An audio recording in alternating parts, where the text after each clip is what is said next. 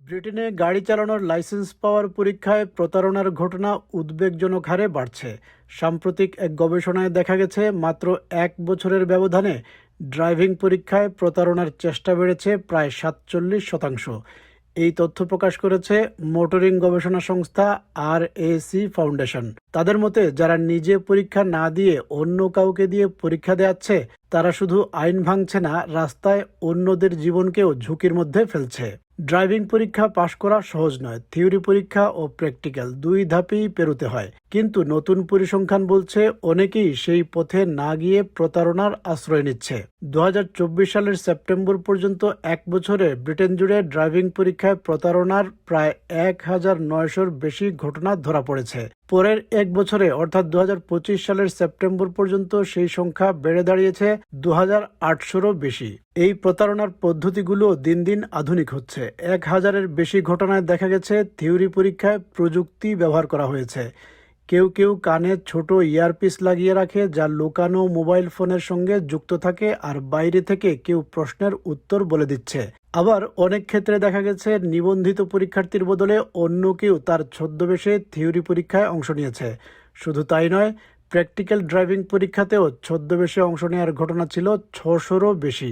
বিশেষজ্ঞরা বলছেন এর পরিণতি অত্যন্ত ভয়াবহ হতে পারে। কেউ যদি গাড়ি চালাতে না জেনেই বা গাড়ি চালানোর যোগ্য না হয়েই লাইসেন্স পেয়ে যায়, তাহলে সড়কে দুর্ঘটনার ঝুঁকি বেড়ে যায়। এতে গাড়ির ক্ষতি, ইন্স্যুরেন্স সংক্রান্ত জটিলতা, মানুষের আহত হওয়া, এমনকি প্রাণহানির ঘটনাও ঘটতে পারে। Well, this is really very dangerous because you're talking about safety on the road.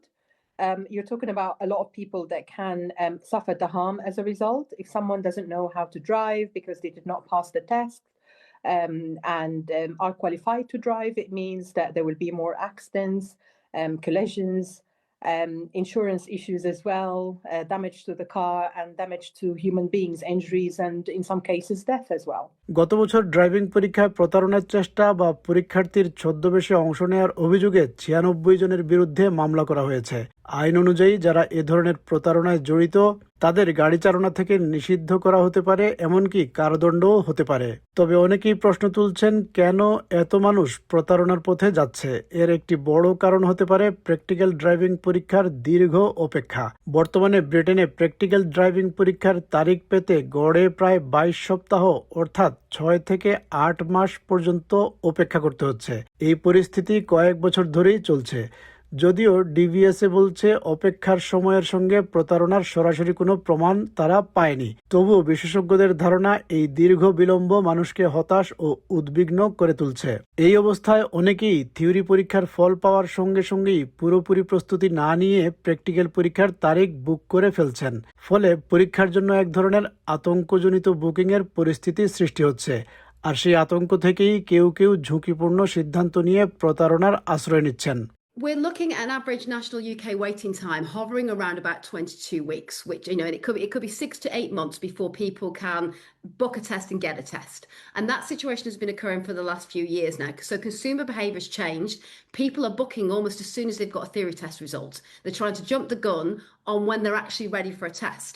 So that backlog is causing that panic buying out there, and that panic buying will also lead to these risky behaviours like using a service like this to cheat the system. প্রতারণা ঠেকাতে কর্তৃপক্ষ বিভিন্ন পদক্ষেপ নিয়েছে। পরীক্ষা কেন্দ্রে পরীক্ষার্থীদের মুখের সঙ্গে তাদের ছবিযুক্ত পরিচয়পত্র মিলিয়ে দেখা হয়। থিওরি পরীক্ষায় ঢোকার আগে কাউকে পোশাকের হাতা গুটিয়ে দেখাতে বলা হয়, কিংবা পকেট খালি আছে কিনা তা পরীক্ষা করা হয়। Driver and Vehicle Standards Agency DVSA জানিয়েছে তারা প্রতারণা দমনে দৃঢ় প্রতিজ্ঞ এবং প্রতারণা শনাক্ত করার সক্ষমতা আগের চেয়ে বাড়ানো হয়েছে।